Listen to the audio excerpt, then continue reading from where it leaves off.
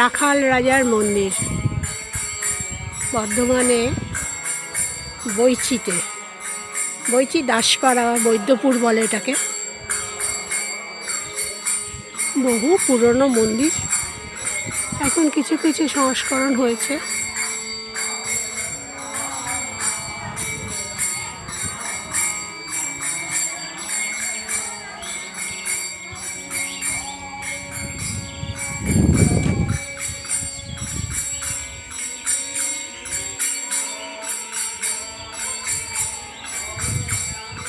বিশাল বট গাছ। আমি এর আগেও যখন এসেছি এই গাছটা দেখে অবাক লেগেছে। ডালপালা বিস্তৃত বহু দূর ধরে।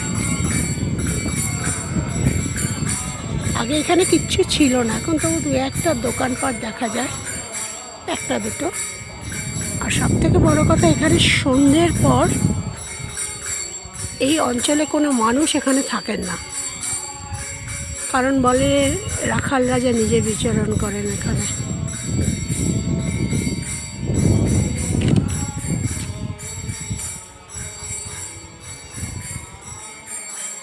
রাখাল রাজা জিও, রঘুরাজ জিও, গোপাল জিও।